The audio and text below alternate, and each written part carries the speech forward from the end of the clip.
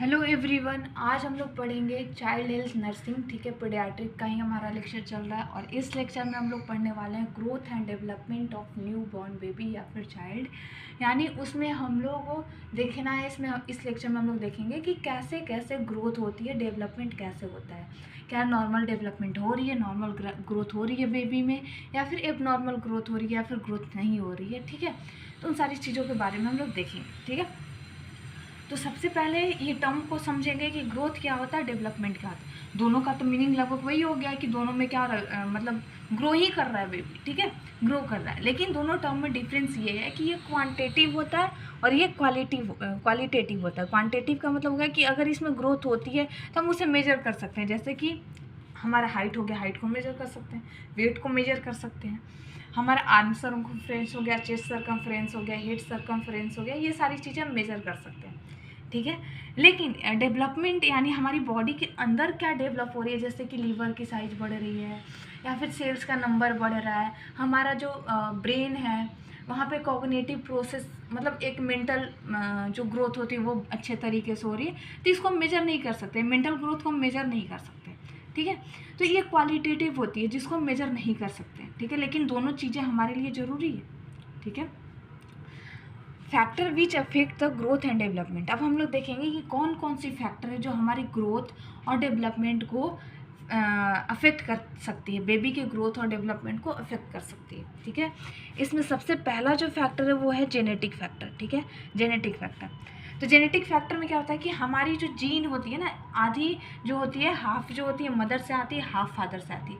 अगर उसमें किसी तरह का प्रॉब्लम होती है मतलब जब क्रॉसिंग ओवर होता है, ठीक है, उसकी जब गैमेट की फॉर्मेशन होती है, उस दौरान उस टाइम पीरियड में अगर किसी तरह का कोई जीनेटिकली प्रॉब्लम हो जाती है, जीन या तो फिर एक्स्ट्रा जीन आ जाता है या फिर कोई जीन आ ही नहीं पाता है, तो उस केस में होती है। ठीक है, तो इसमें सबसे पहला जो बच्चे में देखा जाता है वो डाउन सिंड्रोम का सबसे ज़्यादा केस देखा जाता है, जो कि 21 जो क्रोमोजोम है ट्राइजोमी हो जाती है। यानी ट्राइसोमी कहने का मतलब कि 21 जो नंबर ऑफ क्रोमोजोम है वो ट्रिपल हो जाती है, यानी 3 हो जाते हैं। ठीक है, उसकी नंबर ट्रिपल हो जाती है। एडवर्ड सिंड्रोम 18 क्रोमोजोम नंबर पे होता है। पटाउ सिंड्रोम 13 क्रोमोजोम नंबर पे। आप ये याद रखिएगा, ठीक है, ताकि ये क्वेश्चंस वगैरह रिपीटली पूछे जाते हैं किसी भी कंपटीशन एग्जाम में। पटाउ सिंड्रोम 13 पे, cry do chart syndrome 5th chromosome पे। ये तीनों जो है ट्राइजोमी, यानी ये तीनों जो क्रोमोजोम है ना, इसकी ट्रिपल नंबर हो जाती है। ठीक है, क्लिनफेंटर जो है ओनली अफेक्ट मेल बेबीज। ठीक है, मेल बेबी को सिर्फ अफेक्ट करती है और इसमें क्या होता है कि एक एक्स जो है एक्स्ट्रा आ जाता है। मेल में क्या होनी चाहिए, क्रोमोजोम एक्स और वाई होनी चाहिए सिर्फ, लेकिन एक और एक्स आ जा रहा है। ठीक है, तो अब ये क्या होती है, ये कौन सी सिंड्रोम बन जाती है, क्लिनफेल्टर। ठीक है, नेक्स्ट है टर्नर सिंड्रोम। टर्नर सिंड्रोम ये फीमेल बॉडी में होती है, यानी फीमेल बॉडी में एक्स एक्स दो रहेगा ना, उसमें इससे एक जो एक्स है वो अब्सेंट हो गया, यानी एक्स 0 रहेगा, तब ये टर्नर सिंड्रोम होती है। ये फीमेल बॉडी को अफेक्ट करती है और इसमें एक एक्स जो क्रोमोजोम है वो एब्सेंट होता है। ठीक है,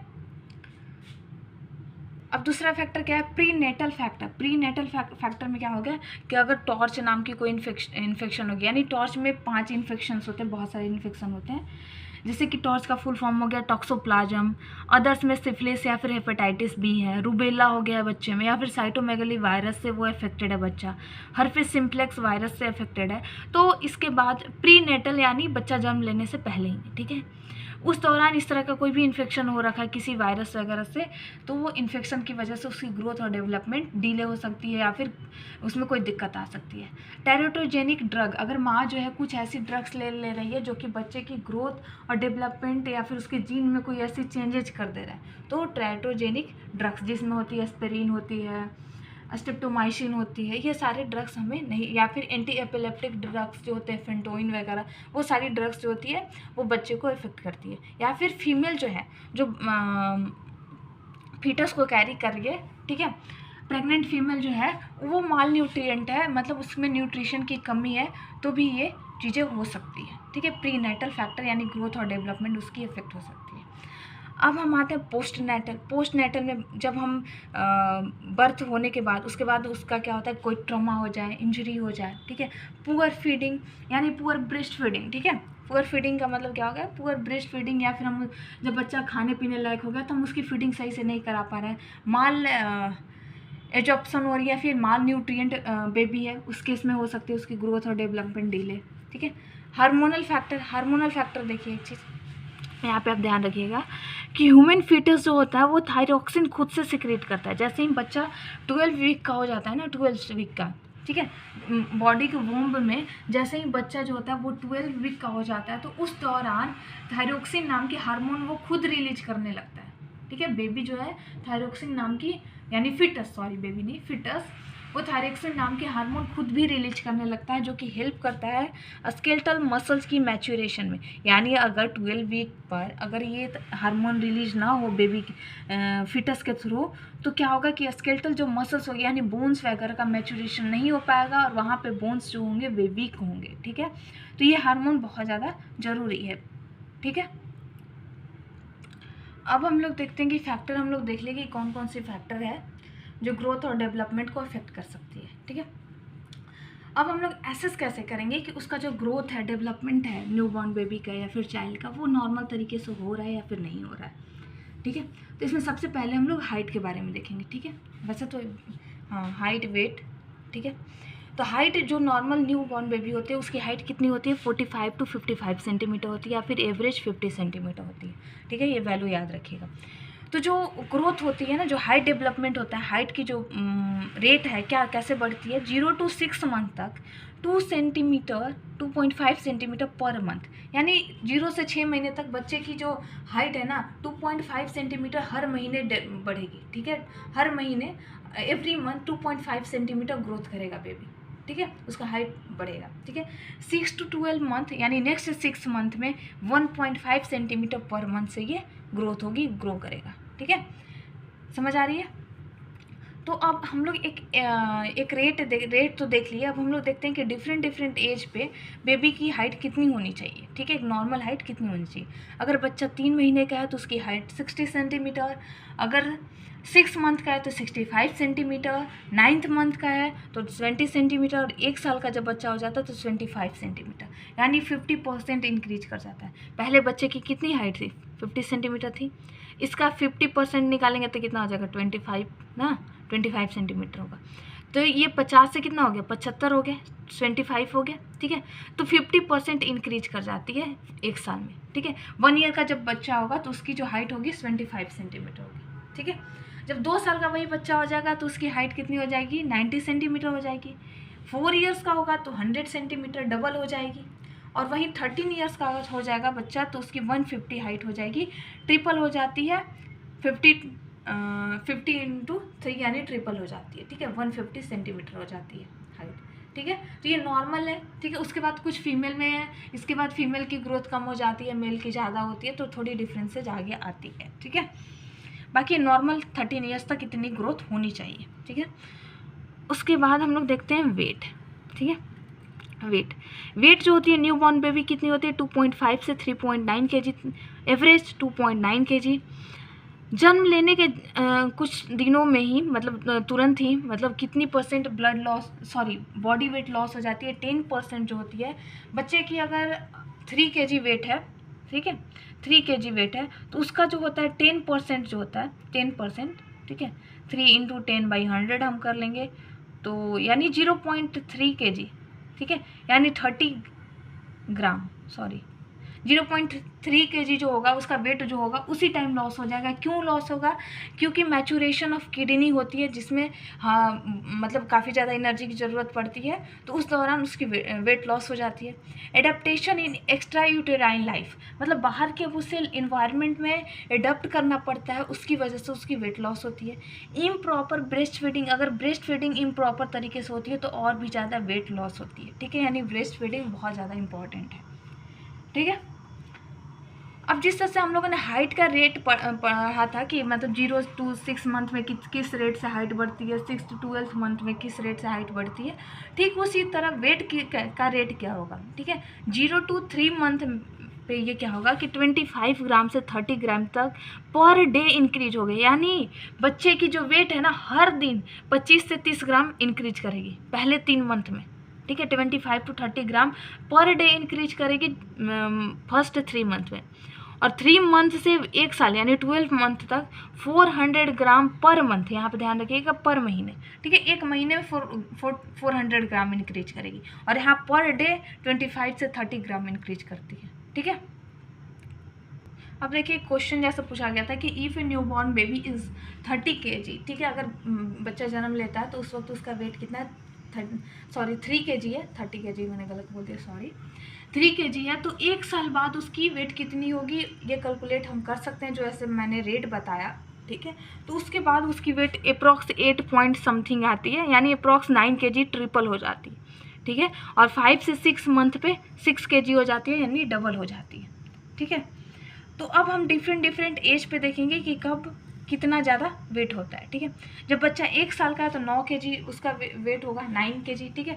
2 इयर्स का है तो 12 kg, 3 इयर्स का है तो 15 kg, 5 इयर्स का है तो 18 kg, 7 इयर्स का है तो 21 kg और 10 इयर्स का है तो 30 kg। यहाँ पे देखिए 3 का मल्टीपल चल रहा है सारा, 3 times, 4 times, 5 times, 6 times, 7 times और 10 टाइम, यानी 3 का मल्टीपल, 3 इंटू 3, 3 इंटू 4, 3 इंटू 5, ठीक है, इस तरह से 3 इंटू 10, ठीक है, 3 का मल्टीपल चल रहा है आगे।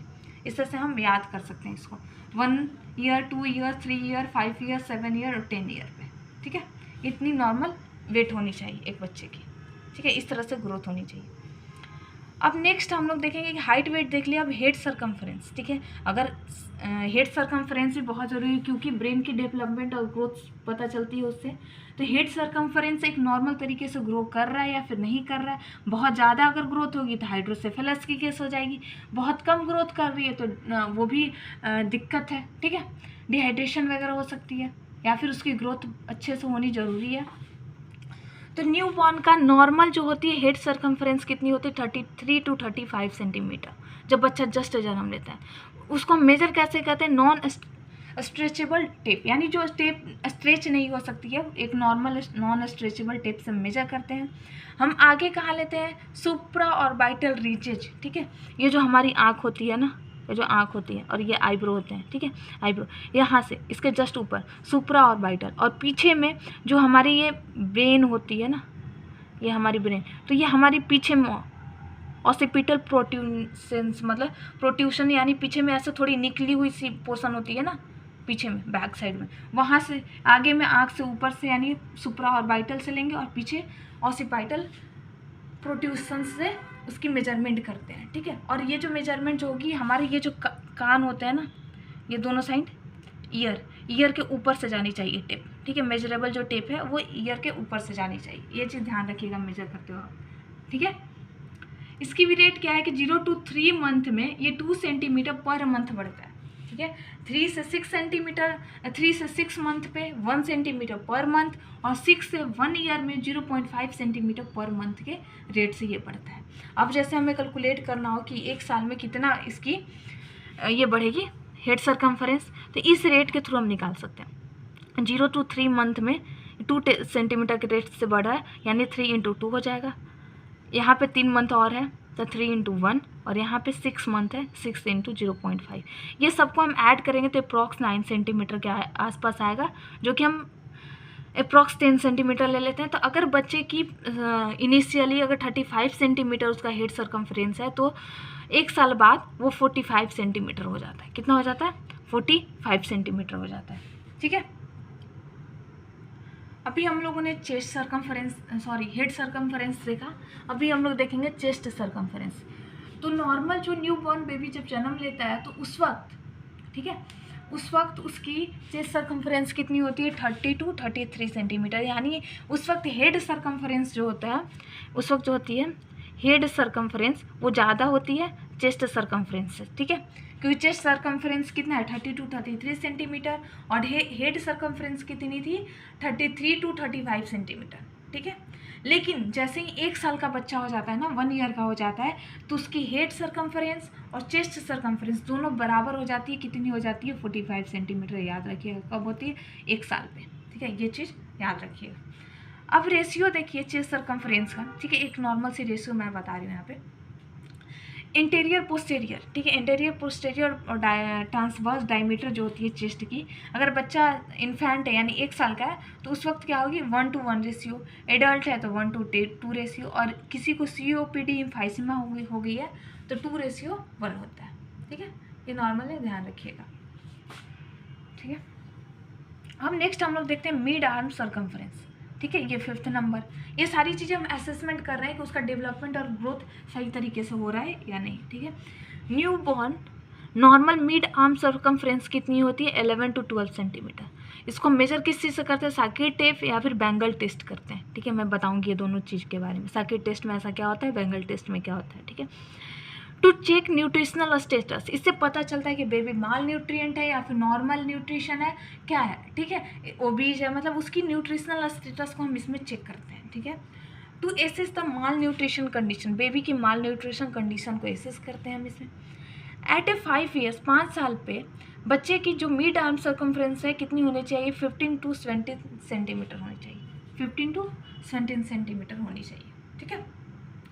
हाउ टू मेजर, इसको कैसे मेजर करते हैं, तो जो एक्रोनियम प्रोसेस है सोल्जर, ठीक है, ये सोल्जर जो हमारी होती है, ठीक है, उसका एक्रोनियम प्रोसेस जो है वहाँ से एक पॉइंट लेते हैं और नीचे कहाँ लेते हैं, अल्ना, ठीक है, ओलेक्रॉन जो प्रोसेस है, ओलेक्रॉन, ठीक है, अल्ना, ठीक है, अल्ना जो रेडियस अल्ना होती है, अल्ना का जो ओलेक्रॉन प्रोसेस है, इन दोनों के बीच में एक मिडिल में पॉइंट लेते हैं और वहाँ पे जाके हम मेजर करते हैं, ठीक है, मिड आर्म सर्कमफ्रेंस, इन दोनों प्रोसेस के बीच में जाके हम मेजर करते हैं, ठीक है।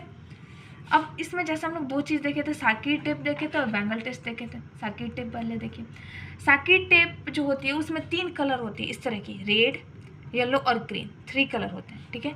रेड, अगर रेड पे आ रहा है, उसका जब हम मेजर कर रहे हैं और रेड पे पॉइंट आउट हो रहा है तो उस बच्चा सीवियर माल न्यूट्रिशन उसको है, ठीक है। येलो पे आ रहा है तो बॉर्डर लाइन माल न्यूट्रिशन है, और ग्रीन पे आ रहा है, अगर हम मेजर कर रहे हैं ग्रीन पे आ रहा है तो वो नॉर्मल न्यूट्रिशन है, ठीक है। कलर कोडेड होती है साकिट टेप, ठीक है। अब देखिए कि ये स्टेप पे देखिए, रेड यानी 0 to 12.5 सेंटीमीटर तक रेड होती है, 12.5 से 13.5 सेंटीमीटर तक येलो होती है, और 13.5 से अधिक वाली जो होती है वो ग्रीन होती है, ठीक है। तो अगर बच्चे का मतलब मिड आर्म सर्कमफ्रेंस 12.5 सेंटीमीटर से नीचे है तो सीवियर माल न्यूट्रिशन है, अगर उसकी सर्कमफ्रेंस 12.5 और 13.5 के बीच में है तो बॉर्डर लाइन में है, अगर 13.5 से अगर उसकी ज़्यादा आ रही है मिड आर्म सर्कमफ्रेंस तो बच्चा नॉर्मल है, ठीक है, उसको कोई माल न्यूट्रिशन जैसी केस नहीं है, ठीक है। अब नेक्स्ट हम लोग देखते हैं बैंगल टेस्ट, ठीक है। बैंगल टेस्ट में हम लोग क्या देखेंगे, बैंगल एक इस तरह की बैंगल होती है और जिसकी डायमीटर होती है 4 सेंटीमीटर, यानी उसकी रेडियस कितनी हो गई 2 सेंटीमीटर, ठीक है। इस तरह का एक बैंगल है, ठीक है, चूड़ी जो होती है उसकी डायमीटर कितनी है 4 सेंटीमीटर है, तो रेडियस कितनी हो जाएगी 2 सेंटीमीटर हो जाएगी। तो वहाँ से हम इसकी सरफेस एरिया निकालेंगे पाई आर स्क्वायर से, तो कितनी आ जाती है, यहाँ पे देखिए, यहाँ पे मैं निकाल देती हूँ, रेडियस इतना पाई आर स्क्वायर से निकालेंगे तो पाई का वैल्यू हो जाता है 3.14 इंटू 2 सेंटीमीटर रेडियस है 2 का स्क्वायर, इसको करेंगे तो अप्रॉक्स ये चला जाता है 12.5, ठीक है, कितना चला जाता है 12.5 सेंटीमीटर स्क्वायर। यानी अगर बैंगल जो है क्रॉस कर जाती है एल्बो को क्रॉस कर गई, इसका मतलब मिड आर्म सर्कमफ्रेंस उसके 12.5 सेंटीमीटर से कम है। क्यों? क्योंकि ये बैंगल ही पूरे 12.5 सेंटीमीटर था, अगर उसके बाद भी वो क्रॉस कर जा रही है यानी उस बच्चे के मिड आर्म सर्कमफ्रेंस जो है वो 12.5 सेंटीमीटर से कम है, और वो बच्चा क्या कहलाएगा, माल न्यूट्रिएंट कहलाएगा, ठीक है, उसकी माल न्यूट्रिशन हो रखी है। अगर वो एल्बो को क्रॉस नहीं करता है, ठीक है, अगर वो एल्बो को क्रॉस नहीं करता तो उसकी जो है मिड आर्म सर्कमफ्रेंस कितनी होगी 13.5 से ज़्यादा होगी, और वो बच्चा नॉर्मल न्यूट्रिशन स्टेटस होगी, उसकी न्यूट्रिशनल स्टेटस क्या होगी, नॉर्मल होगी, ठीक है। इतना समझ आई, ठीक है। तो आप अब जो चीज़ें समझ नहीं आई होगी तो आप लोग उसे कमेंट कर सकते हैं, बाकी चीज़ें मुझे लगता है आपको समझ आ चुकी होगी, ये नोट्स वगैरह जो भी चीज़ें, ठीक है। तो अगर आपको ये लेक्चर और नोट्स पसंद आई होगी तो प्लीज़ चैनल को लाइक एंड सब्सक्राइब करें और ज़्यादा से ज़्यादा अपने दोस्तों में शेयर करें, और कमेंट करके ज़रूर बताएं कि आपको ये लेक्चर कैसा लगा। Thank you very much.